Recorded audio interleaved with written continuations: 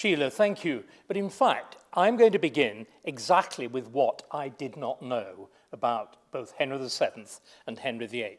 What I'm going to give you, partly provoked by this event, partly provoked by the work that I've been doing over the last 10 years, is my revision of my own book.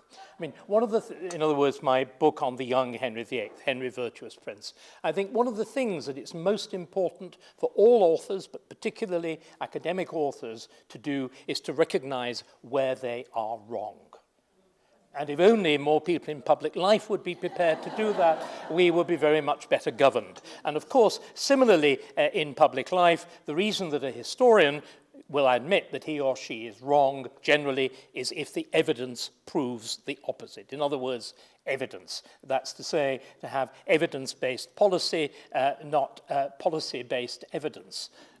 Which we have far too much of, but I'm not going to talk about global warming. Right, let's begin with what I think we need for the big picture. Henry, of course, this is, again, it's difficult. Henry, the young Henry, Henry Duke of York, then Henry Prince of Wales, the second son of Henry VII, is born in 1491. The account that I give of his upbringing in Virtuous Prince, founded on sources which historians had used very little, is, I think, here right and important. And let's just get that out of the way first. What is very peculiar about Henry VIII in his upbringing, from the age of 0 to 13, he's essentially brought up in a female environment. This seems to me to be something of enormously important significance. If you look at his son, if you look at Edward, he is consciously separated from a female environment, the world of women, at the age of 6, and moved into a fundamentally masculine world. Henry is not. And I think that Henry's enormous neediness for women, remember, the key to Henry's psychology, we tend to think of him as misogynistic, this preposterous phrase. May I remind you of the wonderful remark of Dr. Johnson, that a second marriage, and I hope there are not too many in the room, is a triumph of hope over experience. So you've got to ask, what is a sixth marriage? Henry literally could not do without women. He is a serial monogamist. He loves, with the very obvious exception of Anne of Cleves, he loves all his wives, at least for the moment. And he is also the nicest husband until he cuts your head off. He has, and being again very serious under the humor, he treats women with respect. You look at the behavior of Francis I of France, to Queen Claude, who is of more royal blood than he is. He drags her into the hunting field within a week or two of delivering in pregnancy. Henry behaves completely differently. So the first point to get in our minds is, I think really before he much encounters Marney, or indeed any other men, this profoundly female environment. Why? Because he's the second son. Arthur, the elder son, is sent off to, at a very, very young age, a few months old, is sent off to the Welsh marches to be brought up as future king in an entirely masculinized environment. Instead, Henry, as the second son, is kept at home and receives essentially brought up under the supervision of his mother. This again is following York's precedent. Exactly the same division that happened with the two children of Edward IV, with Prince Edward, who becomes Edward V, sent off to Ludlow, and Richard, Duke of York, kept at home, where, of course, the comments on Richard, Duke of York, the show-off, clever little boy, mocking his uncle and all the rest, are very similar to many of the kind. He's the second son, the kinds of things that are said about Henry. But of course, Henry becomes, with Arthur's death, he becomes the first son. What's important now is to look at the very different environment that Henry experiences when he goes to his father's court. Henry is summoned to his father's court in 1504. Now, that is only 5 years before Henry VII dies.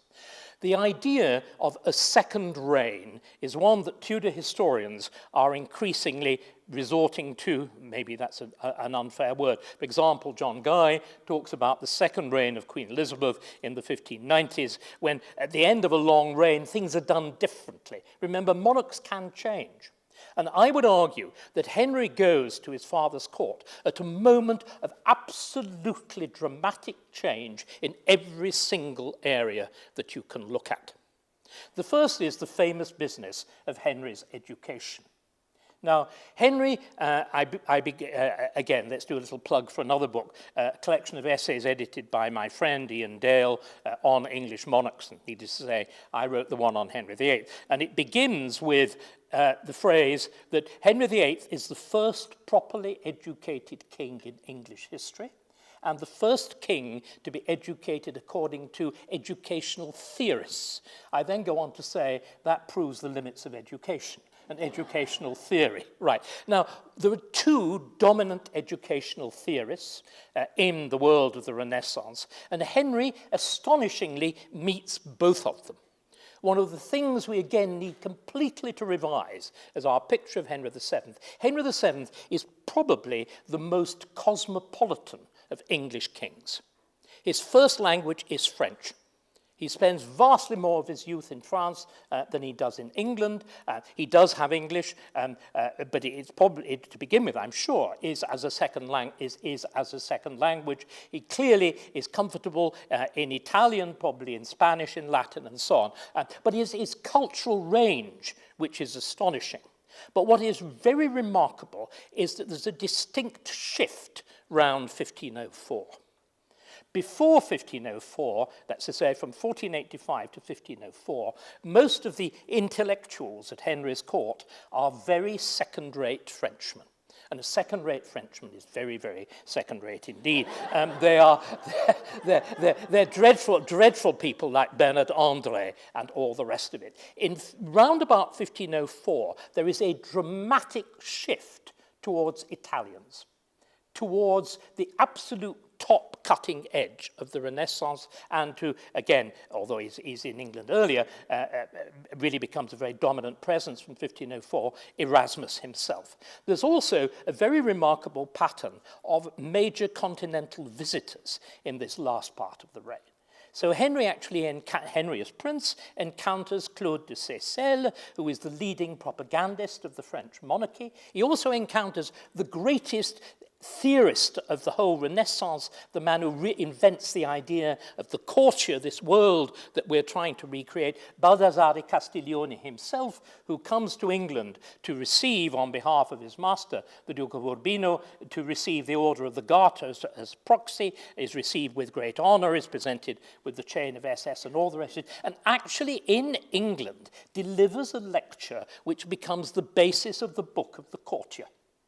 Now, what I want to look at quickly is what is true about what Erasmus wants to do with education, because Henry gets that, and what Castiglione wants to do with education. Then we've got to go on, it's an awful lot to fit in the time, we've got to go on and talk about foreign policy, and we've got to talk about religious policy, because all of these change quite sharply in this last 5 years. Oh, and financial policy, mustn't forget that. Henry is famous for counting the pennies, or millions of them, because he goes into the hundreds of thousands.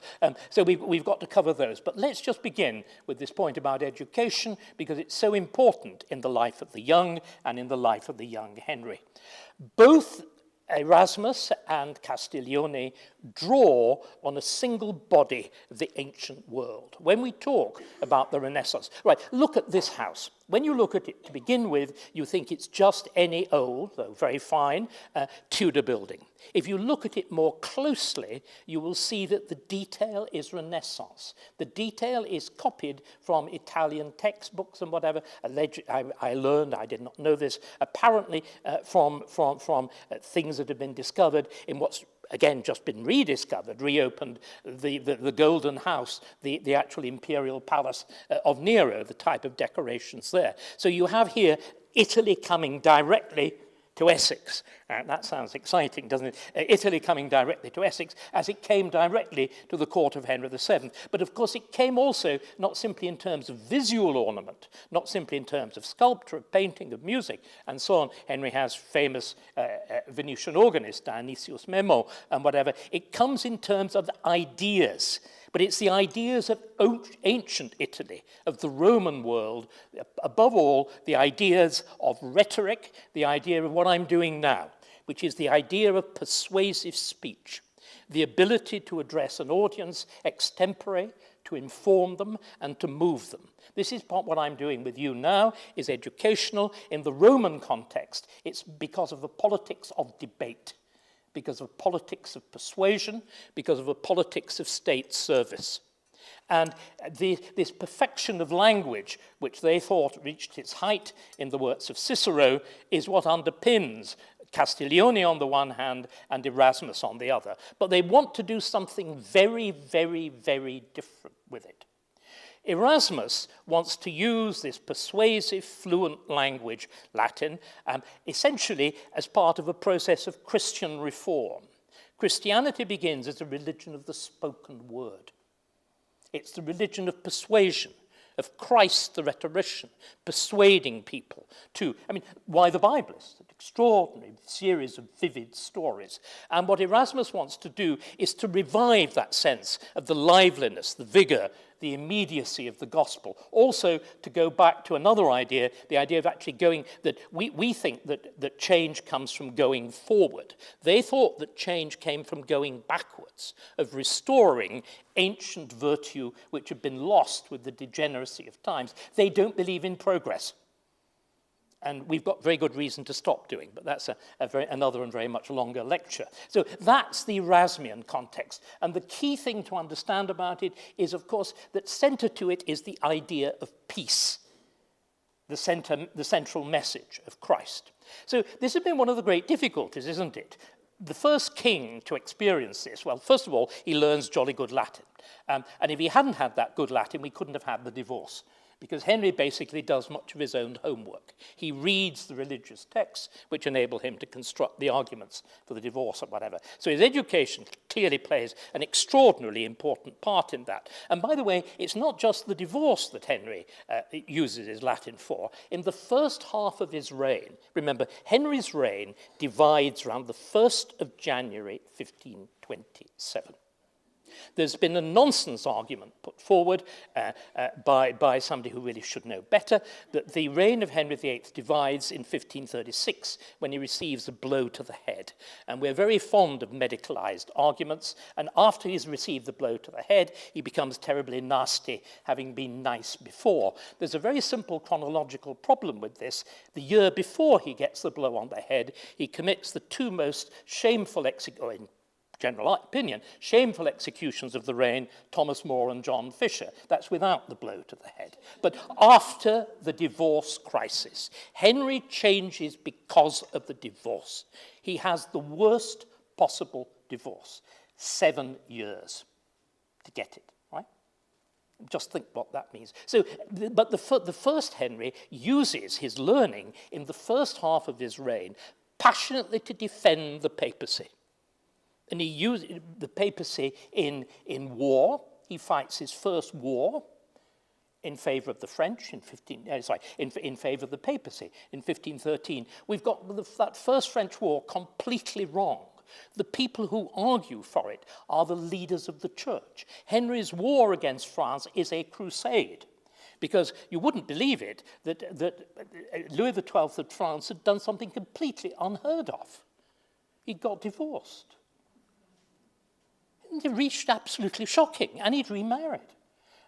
He'd also repudiated the Pope and summoned a rival council. So Henry begins his first French war as a papal crusader. The English fight under the actual cross keys of the Pope. And Henry uses his learning for that, and he uses his learning again, more famously, of course, in the wake of Martin Luther, 1520, 1521, with the composition of the assertion of the seven sacraments, to defend the Pope against the attack of Martin Luther, and also to earn himself the famous title of defender of the faith. Now, that's a product of that Erasmian learning. So what we've already learned, that Erasmian learning, can both support the church and attack the church, right? It's ambiguous.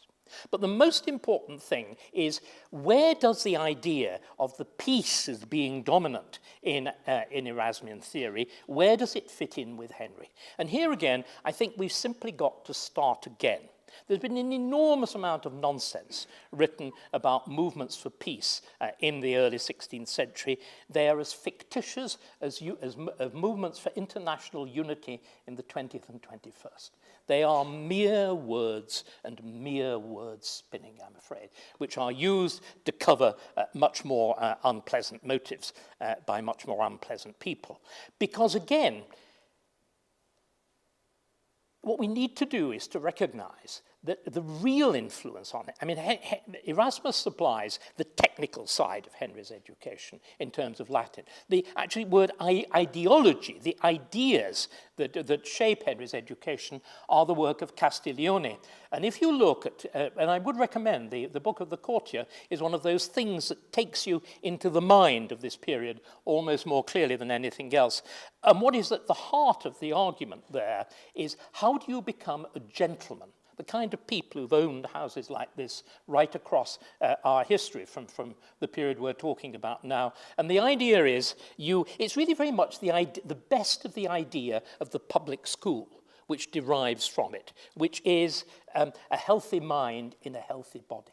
The idea that you require both learning and that you require physical courage and sport. So it's scholarship and sport. It's a scholar and gentleman. It's that idea. And Henry embodies that. So I think the notion which, again, when I wrote the Virtuous Prince, that there's something surprising about the young Henry being taught jousting, sort of under the eyes of his father, that we tend to think of his father as being pacific and being opposed to that sort of thing. All of that is nonsense. It's wrong. And what is striking is that it's only after the visit of Castiglione that the young Henry actually is publicly taught the art of jousting. He's never allowed to joust under his father. He's only allowed to ride at the ring, and it takes a major act of breaking the rules at the start of his own reign, because jousting is so dangerous, and when there isn't another heir. So we need to then to see Henry as having been brought up with war as an ideal. I think there can be no doubt about this. The second thing I would want to argue for in terms of the great change in policy in this second part of his father's reign, the period from 1504 onwards, there is a very sharp change of foreign policy. Up to that point, broadly speaking, Henry VII is in favour of pretty much peace with everybody, but especially peace with the hereditary enemy, France. And you do a deal with France by which the king is paid what the English call tribute and the French call a pension. That's to say, he's bought off. But also, what's very important to understand, Henry VII deliberately connives at a very large part of his councillors receiving very large bribes from the French as well, because this entrenches what had been a very... Remember, we find this difficult to understand. We assume that the natural policy is peace. This is wrong. The natural policy for virtually all recorded time up to now is war. And the essential machinery of the English state is designed for war. Parliament comes into being essentially to produce war taxation. That's what it's there for. And the English state finds it extremely difficult to work in times of peace. Very, very difficult to work. But one of the reasons that Henry VII, who in the earlier stages of his reign has got neither the political nor the financial strength to wage war, actually has to have a kind of police state's the wrong word, but to use his following, to use his retainers, remember, Henry VII does not abolish bastard feudalism, retainers. He makes himself the biggest bastard feudal lord of them all. That's the right way of looking at it. He monopolizes that force as far as he possibly can and shapes it and directs it to his own purposes. But from 1504 onwards, Henry changes policy very sharply. And this again is in response to the changes in Europe. We've written far too much of our history hermetically sealed from what's going on across the Channel.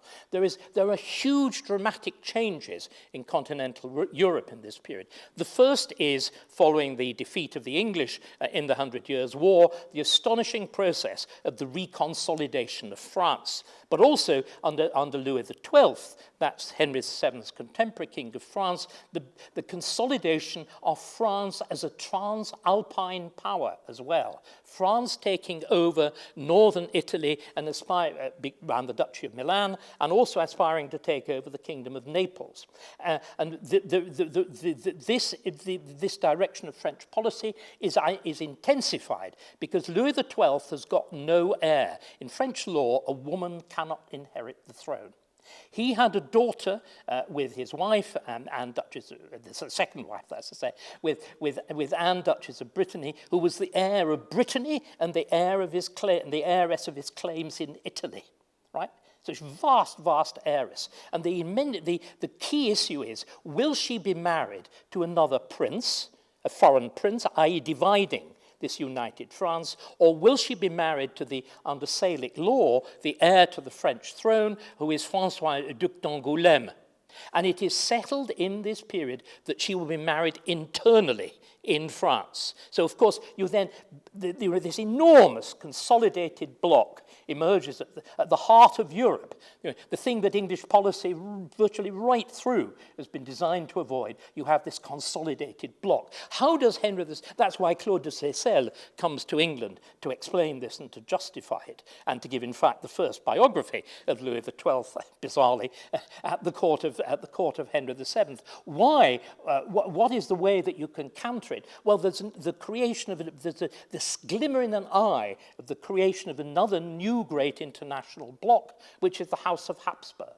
And what I would argue, from 1504, there's this astonishing shift of English policy to the consolidation of the House of Habsburg, to building up what would be this gigantic conglomeration of the Holy Roman Empire, of vast claims in Italy, including a rival claim to Milan, of the Netherlands, that's to say both Belgium and both what we call Belgium, what we called Holland, and down as far as Luxembourg, and Spain and the New World. And Henry VII, I think, consciously sets himself, A, to ally England with the Habsburgs, and B, to finance them, which brings us very neatly to the question of the financial world that Henry VII shifts very sharp. He'd always been tight with money and effective at raising it, but there's a dramatic cranking up of financial policy in 1504, which is associated particularly with the appointment of Edmund Dudley as a paid, very unusually, the brilliant lawyer. We were hearing about him from Stephen this morning, brilliant lawyer, wildly brilliant lawyer, who is recruited to run effectively a revenue-raising court, which is designed to put the legal screws on people so they cough up money to the king as quickly as possible. What most of us are not familiar with is that between 2/3 and 3/4 goes in cash to the Habsburgs. Sums like £108,000. That entire royal revenue, in theory, in cash, loaded in chests, in silver pennies, are given to the Habsburgs as part of this extraordinary process of reorientation. And the reorientation culminates in when the Archduke Philip, whose trip to Spain has been financed by this vast sum of money, is shipwrecked in England as a result of a storm. He was stupid enough to set sail, in early January in the Channel, so, a bit like silly refugee smugglers. And he's cast ashore at Falmouth and all the rest of it, becomes effectively prisoner of Henry VII, and there's a whole series of extraordinary prisoner swaps. The last surviving claimant, last surviving real Yorkist claimant, or virtually the last to the English throne, the Earl of Suffolk, is designated for handover. You sign the malus intercursus, a trade and whatever alliance, and literally at this, it's a summit conference at Windsor, and there are 3 people present: the Duke, the Archduke, Henry VII, and the Prince of Wales, who is consciously involved in this process and is absolutely central and part of it. And it seems to me, therefore, that rather than seeing, what we've tended to do, isn't it? We've tended to see the young Henry with his jousting and his war and whatever as reacting against his father. I do not see this as being the case at all. I think there's a direct continuation of policy across the 2 reigns. It seems to me to be evident that this is the case, and it's the only way that one can explain it. Now, it was clear that that policy, that swing to the Habsburgs and that swing to war from the long period of France, of peace with France, it was profoundly controversial. It was opposed, of course, by virtually every councillor who was being subsidized by the French. You know, significant parts of their income were coming over in nice French écus, écus de soleil or whatever it was, you know, newly minted and handed over at Lady Day and at Michaelmas. So they got very used to this. So there is resistance, but that resistance, as I said, is broken by the bishops on the king and the bishops on Henry VIII's council. So there is a remarkable shift of policy of which the young prince is, I think, a central part. His training, his public training in the joust, his rejoicing in the arts of war, his determination to fight the French, which again is expressed virtually on the first day of his reign. I do not think that these things were, as it were, undesigned by his father, and I don't think that they were rebellions against him. Right? That seems to me to be very, very important. The second thing that I think we need to understand, the other great area is actually the area of religion and of religious policy. I've emphasized very much that 1504 sees a change intellectually in which you shift from second-rate Frenchmen to first-rate Italians, including, incidentally, the man who documents most of this, who is a man called Polydore Virgil, who becomes the official historian, replacing the hopeless Bernard André, and is the recorder of all of this, and particularly the recorder of the extraordinary events of the very last phase of Henry VII's reign, the beginning of Henry VIII, particularly the attack and fall of Epsom and Dudley, which I think I can show was written originally as a completely separate section of his history, which is actually slotted into a pre-written text and so on. Polydore Virgil, again, documenting all this for us. But there's also a dramatic change, I think, in the king's character.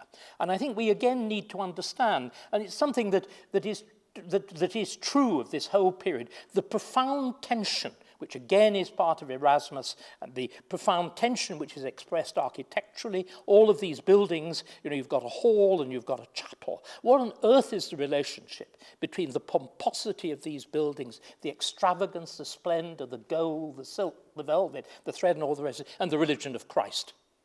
This extraordinary tension that runs through the period. And the tension, I think, cuts absolutely through the heart of Henry VII. And then it's exactly in this period that you get 2 totally contradictory things. On the one hand, you get what I describe as the king cranking up the most vicious aspects of his financial policy, largely, I think, to finance this huge diplomatic shift. The second thing is, on the other hand, in complete contradiction with that, you have his manifest torments of conscience. And they happen again at exactly this moment that the young king is summoned to court. So he finds a father very, very different from what we think. 2 sets of negotiations are going on in Rome in 1504, culminating in July of 1504. One we all know about. It's to get Henry, that's Prince Henry, a dispensation so that he could marry the widow of Prince Arthur. He could marry his brother's widow with all the consequences that we know flows from that. But the thing that Rome, the new pope, Julius II, regarded as seriously controversial was something very different. Henry was in agony about his relations with his father confessor. We forget this. If you look at the history of France or the history of Spain, the role of royal confessors is absolutely central. These are the people, who in the Catholic Church manage the king's soul. Often they become leading ministers, or they become the éminence grise figure against, in parallel with the Cardinal Wolsey. We've forgotten they can exercise exactly the same power in England. And this is a reign, again, of two people whose roles, one of them is very well known, but his role is too often forgotten, and that is John Fisher, who is confessor to Lady Margaret Beaufort, to Henry VII's mother, and the other is the king's last confessor, a man, again, French, like so many of those who surround him, Etienne Baron, known usually as Stephanos Baronos, who becomes the king's confessor. And the license which enables Henry VII to appoint his confessor is again this subject of intense negotiation with the Pope. And interestingly how all of these things fit together, that's the reason that Castiglione comes to England. Because the Pope says it's absolutely impossible that I give you the license to appoint your confessor just because you want to change one. But he says, by the way, would it be possible for my nephew, the Duke of Urbino, to be made a Knight of the Garter? To which the king's envoy, Cardinal Adrian, responds, totally impossible. Everybody in Europe competes to be made a Knight of the Garter. So the two of them sort of sit down and have a chin wag and they decide two impossibles makes one possible. So Henry gets the license for his confessor, and the papal nephew gets the garter, and Castiglione comes to England. So what you've got to do, you have to imagine a situation in which there is a move on the one hand to a collection of self-consciously pious, improving religious figures who are in many ways very dubious about royal policy, and they include not simply John Fisher, who's given the very junior bishopric of Rochester. They include the Archbishop of Canterbury and Lord Chancellor himself, who at the beginning of the Parliament, this is an astonishing thing, at the beginning of the Parliament of 1504, the last Parliament of Henry's reign, actually preaches a sermon on the nature of justice and argues that the greatest injustice is when justice is perverted for the wrong ends, which is exactly, of course, what the king is doing. So we have to see, I think, profound tensions within the royal council and within the royal court. And of course, those tensions mediated round the king's mother, round Lady Margaret Beaufort, and them boiling up round Henry's own accession when the position of Henry VII is removed. And it seems to me that without this sense of he's brought up to practice war as well as peace, to practice the arts of learning, yes, but more particularly the arts of chivalry, that he's brought up with a view that there will be war and that there will be traditional war against the French. He's also brought up in a consciously, I think, reforming Catholicism, and is very much part of that and is devoted to those involved with it. Again, we've got a terrible problem because we understand Henry backwards. We know he repudiates the Pope. We know he cuts the head off of Thomas More and of John Fisher. We've got to forget that. At the beginning of Henry's reign, there is not a trace of this. Any attempt at seeing consistency in Henry's religious policy, in seeing a general tendency to sort of neo-Protestant reform or whatever it be, simply seems to me to be nonsense. Henry begins as the most serious, not I think in the sense as much of his father. There's no evidence of his direct commitment to crusade, which there is with his father. Henry shows no intense devotion to the things like the Friars Observant with their extraordinary prostrations and extreme literalism about the doctrines of poverty and all the rest of it. But we need to see Henry as a absolutely, for the first half of his reign, this absolutely conventional, totally conventional, serious, well-educated, well-informed, predisposed to moderate reform within the Church, Catholic. Where does that fit? Finally, where does Marney fit in all of this? Well, Marney, I think, was very much part of this, clearly, was part of this world. It's very, very difficult to place him too precisely within almost most of it. We've got the evidence that he is involved in some capacity in the household of Henry. I've no idea, as far as I'm aware, is there evidence that he's actually there as Duke of York? I can't remember, but we've got the absolute certain evidence that as Prince of Wales, what office does he have? He's probably Vice-Chamberlain of the Prince's household. That's to say, effectively, it's administrative head. He's not the closest to the king, the closest to the future king. That is the role that's fulfilled by Lord Mountjoy, by William Blount, Lord Mountjoy, who is his so-called socius studiorum, his companion of studies, and so on. And literally, we've got one set of royal accounts. We've been talking about progresses and whatever. You can see him accompanying Henry, and when Henry accompanies the court, you can see Mountjoy is always there with his bags and all the rest of it. Right. So again, there is evidence that the man who becomes the very closest to Henry as king, personally, William Compton, had been a servant of Henry Marney. So that extraordinary relationship, again, begins within his following. Marney is influential enough that he is the person who appears to persuade the young prince finally to acquiesce in the renunciation of his marriage to Catherine of Aragon in 1505. They'd been betrothed in 1504, and they'd semi-lived together. I don't mean they'd slept together, but they'd been under the same roof, they'd exchanged gifts, they'd played games of love, and I think Henry had thoroughly enjoyed it and remains in love with her, but he's bullied by his father with Marney's help. The relationship clearly remains an extraordinarily close one, and the test of it is what happens at Henry's accession. Only one important court office changes. We're ignoring the fact that Epsom and Dudley are swept out of the way. Only one important political office changes. That is the office of Vice-Chamberlain and Captain of the Guard. Here again, can I give you an example? We've just had a succession of reigns, right? The key issue was who from the old Queen's household will go and who from the new King's household will come in. That's good. There are two rival households. You can't have both of them. And that is the great test. And the remarkable thing that happens with Henry VII's death and Henry VIII's accession, there's a single change of post, and that is Vice-Chamberlain.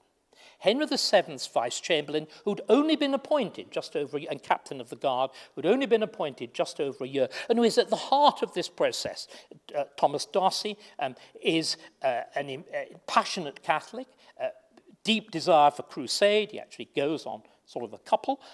He is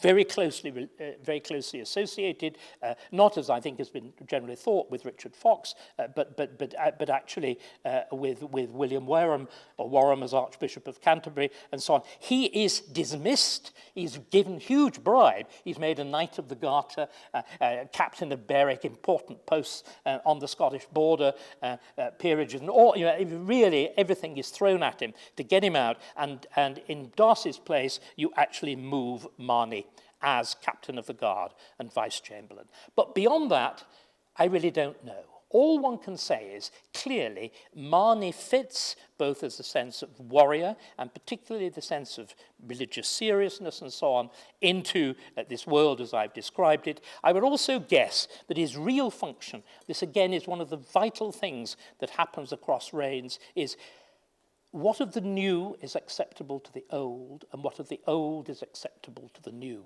And I think Marney is clearly the figure amongst the adherents of the young prince, the household of the young prince, who was most familiar with the older councillors, best known by them and best trusted by them. And the great symbol of this fact is, of course, that Marney becomes an executor, along with John Fisher of Lady Margaret Beaufort, and it again develops close relations with other figures that emerge in this world of reformist, highly educated Catholicism, people like Cuthbert Tunstall, who becomes Bishop of London and Bishop of Durham, and is the great intellectual force behind, along with John Fisher, behind the anti-Lutheranism of this first part of Henry's reign. So in order for us to understand the young Henry, we need to sever everything that happens after 1527. We've simply got to forget Anne Boleyn. We've got to forget 5 wives. All of that goes. We've to look instead from his reign in a fundamental sense, his reign begins in 1504.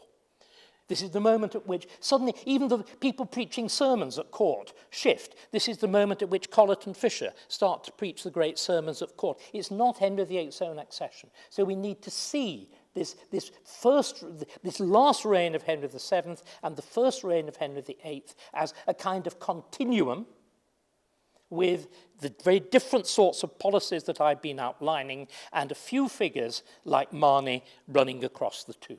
Thank you very much. That was splendid. I have to say, I've always said, rather flippantly, that I always thought it was Henry Marney that kept Henry VIII on the straight and narrow. And after this talk, really, David's just reinforced that slightly. That wasn't quite the intention, but there we are. Now, has anybody got any questions? Oh, right at the back. So Cardinal Wolsey was a close friend of the young Henry, and indeed they had a good working partnership. What quality do you think drew Henry to Wolsey, the butcher's son from Ipswich? Well, again, we need to be clear. There's no evidence that, again, I talked about evidence. There's no evidence that I know of any relationship between Henry VIII and Wolsey before Henry VIII's accession. None whatever. Wolsey seems to emerge in round about 1511, pushed as far as we know by Richard Fox, who doesn't want to be spending quite as much time at court and acts as his court agent. Wolsey had done some quite impressive things as a diplomat in the very last phase of Henry VII's reign and established a stellar reputation. But there's no evidence of a personal connection. What we know about the personal connection, and again, I am absolutely open to correction. There are many people here who are likewise highly informed about this. Our evidence of the personal connection comes essentially from Polydore Virgil, who hates Wolsey and describes this extraordinary, almost seduction of Henry by Wolsey. Again, to talk a bit more fully about this, remember this is a court politics. The thing about Castiglione picks up a doctrine in which this idea of speech, they talk about free speech, by the way. This is something they talk about free speech. The idea of the free speech of rhetoric is to do with an open politics, the politics of a republican society, which, Rome is governed in theory, from the forum, right? In public debate, and in the Senate, again, in forms of public debate. What Castiglione does is to say, right, let's shift this idea, the use of persuasive speech and rhetoric. Let's shift it from the Republic, and there were republics in Italy, of course, but they're all falling to bits, to the court. So it becomes a means of persuading the king, the monarch, the prince, to virtue. That's the theory. Of course, what it really becomes is a bit like PPE at Oxford. In theory, you read PPE because you've got a virtuous sense of the improvement of the state. Actually, you do it so that you're going to get on and make a fistful. And the whole doctrines of Castiglione become perverted to simply, how do you win friends and influence people at court? And Wolsey is a master of this art. And clearly, Polydore Virgil is familiar with this from Italy, from the papal court, from exactly the worlds that are described by Castiglione. And he describes how Wolsey's got a double hold over Henry. We're talking this morning about aesthetics. This is a period of aesthetics. And Wolsey is a great aesthetician. And Virgil describes him supplying Henry with beautiful objects, rings, Italian things and whatever. But he's also, Wolsey acquires, I can't remember, is it Empson's or is it Dudley's Town Palace in London, which is by St. Bride's. And he clearly creates the equivalent of a sort of super den. And the king comes to him. Extraordinary. And Wolsey establishes a kind of unique, Wolsey works himself into the position of a quasi-solitary courtier, develops this astonishing, intimate relationship with Henry, in which Henry addresses him as friend. It's a term of unique power then. Again, it's a very powerful term in the classical world. And Henry only uses it of him and very occasionally of Anne Boleyn. So it's this, and then there's the final element, which is intellectual. Wolsey, remember, had been a don. He'd been a don at Magdalen College as a teacher. And Henry's done all his secondary education to a very high level, but he didn't do university. So what does Henry and Wolsey develop a fascination in theology. The reason that Henry is theologically competent is not that his father had taught him, Wolsey does. And Henry actually writes essays for Wolsey, which are marked.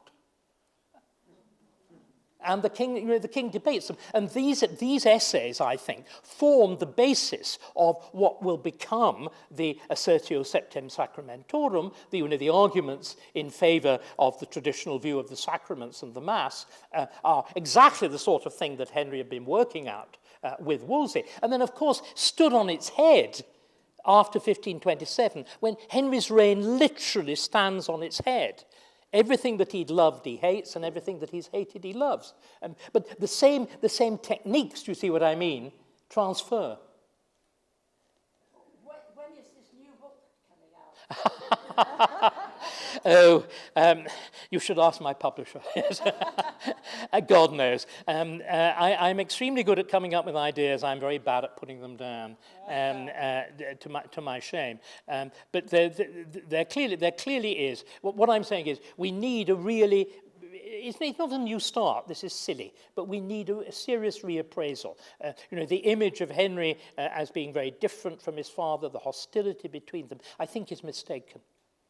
Indeed, the first account, and I didn't have time to discuss it, the first account of a relationship between Henry VII and his son comes from the pen of the Spanish ambassador at exactly this moment of his going to court in 1504. And the Spanish ambassador describes a king that we can hardly recognize. A king who is, caring, sharing, anxious to please his son, anxious to look after Catherine of Aragon, very aware of the loss she's suffered, and so on. And particularly a king going out of his way. Remember, Henry's mother has just died as well. So he's lost his elder brother, who I don't think he cared about. They hardly spent any time together at all, because Arthur is basically at Ludlow and only comes to court for very special events. But Henry is very close to his mother, and I'm sure, well, he says, but in a formal Latin letter, that it was the most terrible thing that could conceivably have happened to him. And I think I believe it. But Henry is consciously playing the role of mother and father. And he does something, again, totally unthinkable in our view of Henry VII. He takes his son on a holiday. You've been all talking about progress. Henry first encounters the world of the court. Again, trying to think of what moving to court means. You've been the boss of your own little world at Eltham, where he's brought up with his sisters. There's a wonderful description of this written many, many years later by Erasmus, who visits it. Again, we've no idea why Thomas More, why the son of a middling ranked judge of a city background is easily moving in these sorts of circles. But More, Mountjoy, and Erasmus all turn up late 1490s to the royal nursery, in which there's then Henry, there's his elder sister Margaret, there's his younger sister Mary, and briefly there is his short-lived brother Edmund, who would have become Duke of Somerset there as well. And Erasmus gives this portrayal of the young Henry already as the star of the show. Effectively, although he's, at this stage, he's only Duke of York. Easy confidence, my man Erasmus, why don't you write me a little specimen? And seeing Erasmus's sort of anxiety, then challenges him to produce a piece of poetry, probably knowing that Erasmus hates writing verse. In other words, very much the Henry that we think of, the star of the show. Then suddenly, of course, you shift from that, where you're the centre of attention and adoring women and all the rest of it, into your father's court, where you're second fiddle to the king, and you're in this intensely masculinized environment. His father goes out of his way. They go on this extraordinary progress in which, again, remember, Greenwich is really Henry's native place. Kent is his native county. He's born there, in many ways rooted there. And they begin, he's brought up at Eltham, which is the sort of secondary palace to Greenwich. And the progress begins from there, and then it goes, it swings into Kent, it goes along the Medway. They visit the house of Lord Abergavenny. One of the striking things about the progress is that virtually every house Henry visits, he seizes at some point. We were talking about, again, Western Hanger Castle, and Henry spots that too and gets it. I mean, he obviously appreciates the trip very much, you know, and so he sees he's taken to see these lovely houses, but he's also taken to see what, again, I think is a building of the most profound influence on him, Queenborough Castle, now vanished on the Isle of Sheppey, or rather commanding the harbours of the Isle of Sheppey, built by Edward III, and it's this most staggering exercise in pure circular geometry. The walls of the castle around, there's a round well in the centre, there's a perimeter, there are round towers. The whole thing is designed with a pair of compasses.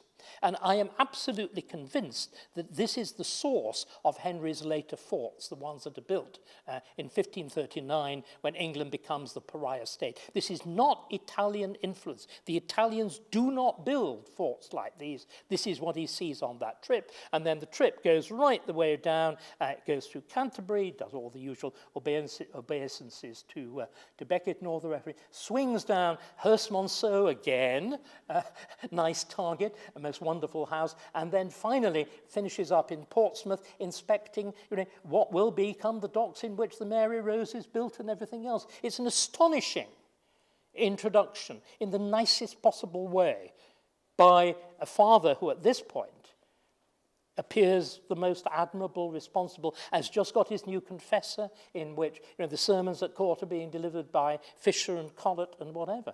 That's the world, not what we think of at all. So you're saying about 1527 being the... Absolute divide. Yes. So do you think that goes some way to explaining why he treated his second wife, as he did in the end, as like you changed I've changed literally everything for you, and do you think it was almost like a retaliation, you know, in terms of who I was before I met you, and now I've changed all that?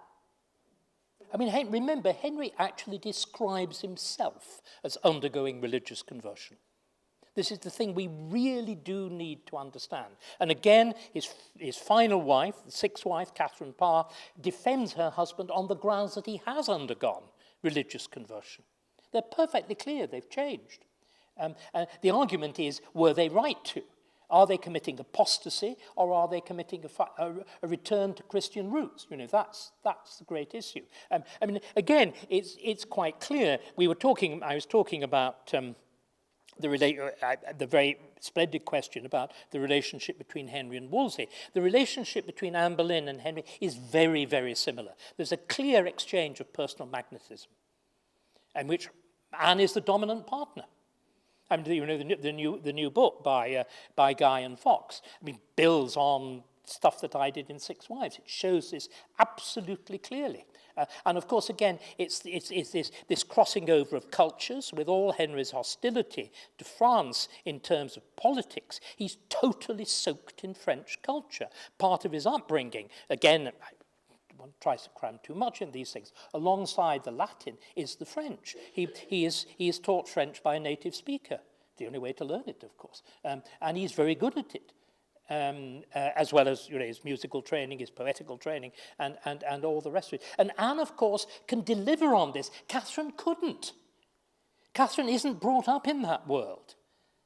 Catherine was brought up in the world of the Spanish court. Latin as her second language. She's at least as good at it as Henry is. But she couldn't participate in anything, at least I don't think so, in anything. She can do it in war. They're very interesting when she's regent, particularly when she's regent in 1513. She behaves in exactly the same fashion as her mother, as a warrior, and does it magnificently. And she can relate to the showy figures at court, Edward Neville and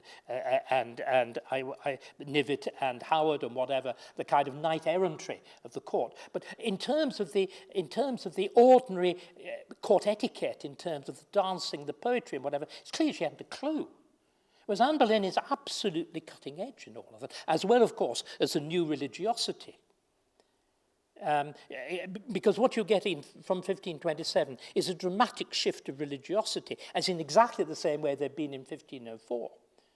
What was Henry's mother like? What was Henry's mother like? Henry's mother is very, very beautiful. The good looks come from his mother.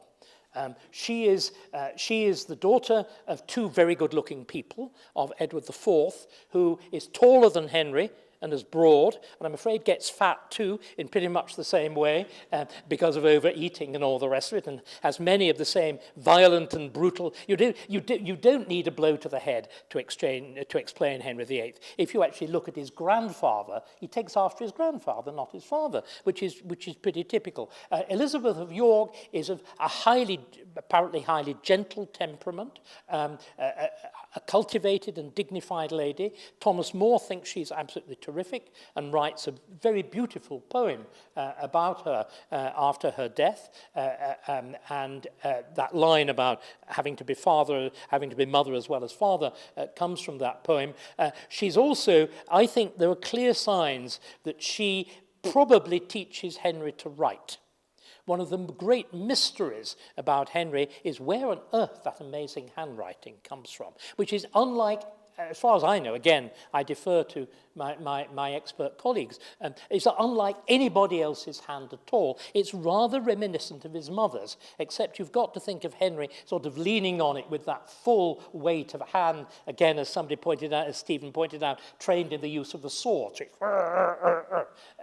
of course, he's right-handed, I'm sorry. And again, because of the fact that Henry is second son, she is given charge of his upbringing. So it's the relationship, an unusually close, for the 16th century, there's an unusually close relationship between mother and son. Can you tell us something about Henry VIII and music? He did write some music. Yeah. He could play some instruments. Could you tell us about his music? Well, I mean, it's not simply that Henry wrote a bit of music and could play a few instruments. Henry is capable of the composition of 4- and 5-part masses in polyphony. Now that enables you to pass your Royal College of Organists examination. You're right at the top if you can do that. He's a lutenist. He's got a good singing voice. He's taught wind music, so he can do that as well. He's a quite accomplished poet. He's very good with words. It's one of the, again, we know we're very familiar with this with Elizabeth. But Henry too is very good at impromptu speaking.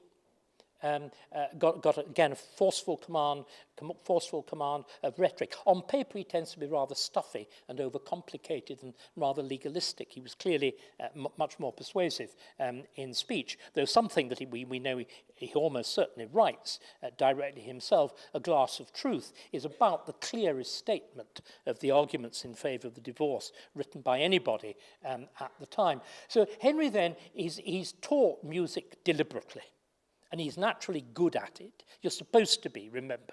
It's again another aspect of, if you look at the contemporary textbooks on what a gentleman needs to know or a lady needs to know, music comes, you have to entertain.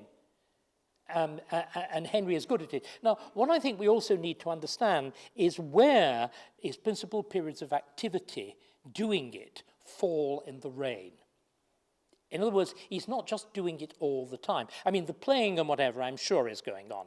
And we know he attracts major instrumentalists and soloists. I mentioned the great Venetian organist, Dionysius Memo, who'd been organist at St. Mark's and whatever, around in England, around about 1520 and whatever.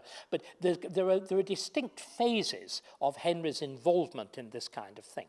Again, we've got the picture of Henry as an idle king. I'm ashamed to say some of my colleagues even referred to this morning.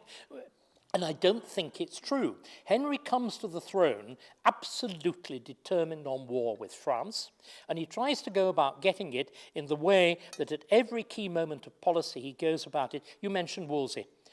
It's turning to somebody outside the existing structures, or Cromwell when it came to the Reformation. And the person that he turns to at this stage, bizarrely, is the Venetian ambassador.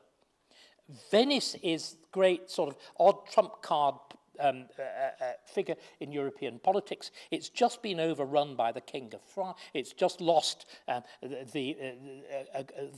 great battle, which Machiavelli memorably says, in 8 hours it lost the work of 8 centuries. It's lost a great battle against France for the control of the Lombard plain and is threatened with dismemberment and destruction. And therefore the Venetians have got a powerful reason to involve England in war against France. And the new ambassador had been sent to England exactly for this purpose. And Henry recognizes this fact, and in the royal progress, when all his regular councillors are away, deliberately has a progress in 1509 just round London, so that he can keep in touch with the Venetian ambassador, and who writes the most extraordinary letters in Henry's name, denouncing the French king in the rudest and most vulgar terms, allying himself with the Habsburgs and whatever. And the whole thing threatens to get completely out of hand. And by the time the council reassembles at the end of the progress time in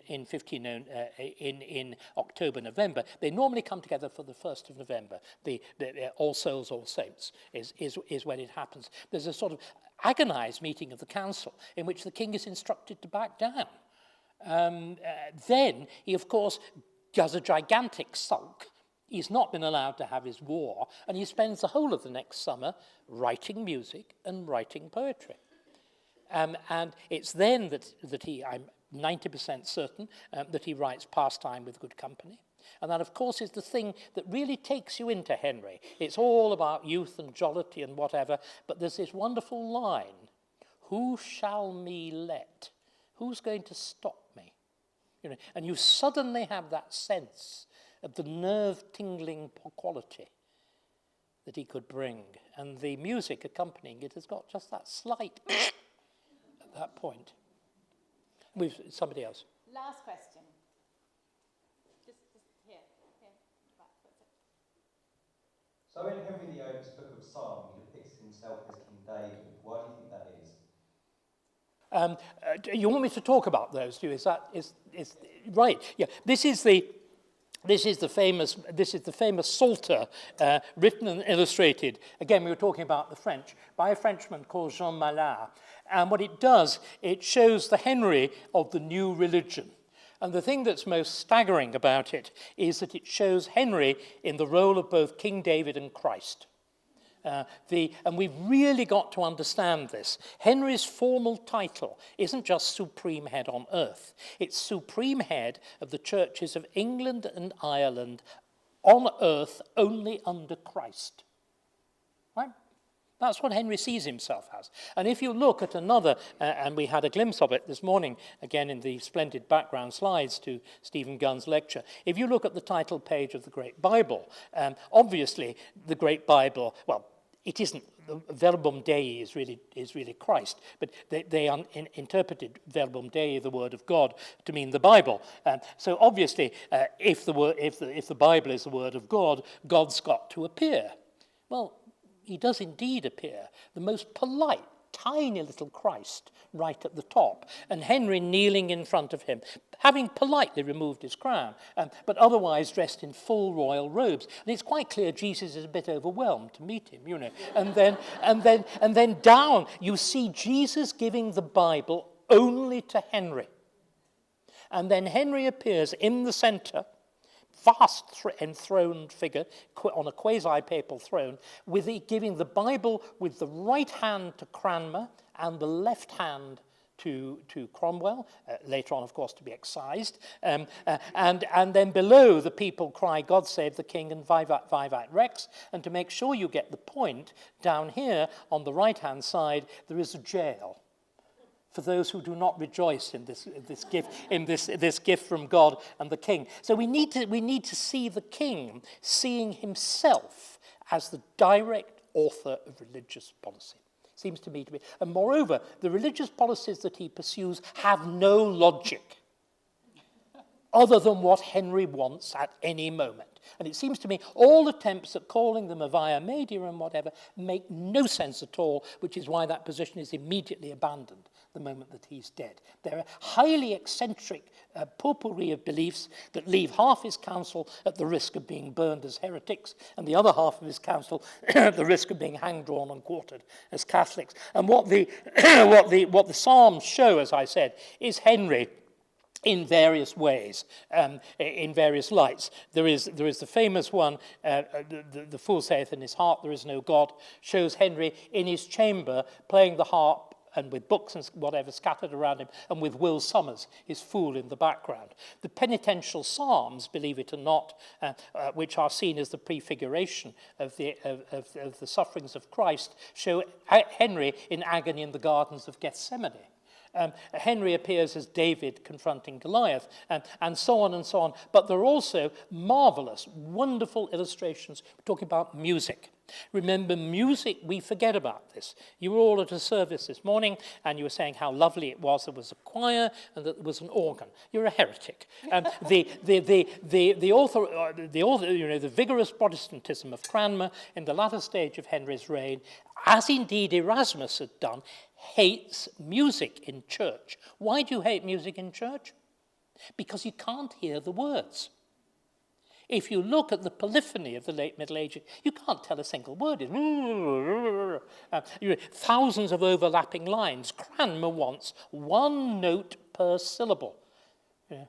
Oh God, our help in ages. No, those dreary things.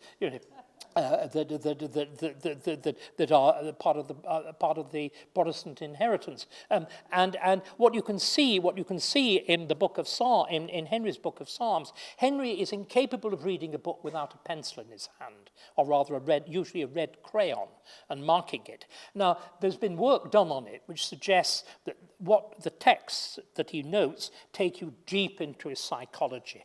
I think this is rubbish. What Henry does is something very different. He is marking up the text of the Psalms as a basis for religious policy.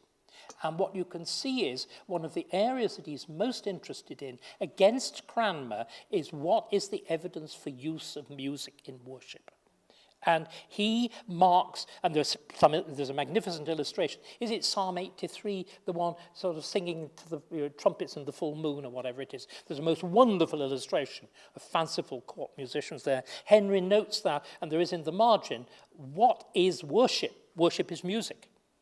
And so you can see he's putting together arguments against Cranmer, and he has them assembled, as he does always with this. He has his notes copied out into another text so they can be used by somebody else who's going to work them up, which is exactly the technique that he used in putting together the arguments for the royal supremacy after 1529 with the think tank that's working in the Palace of Whitehall.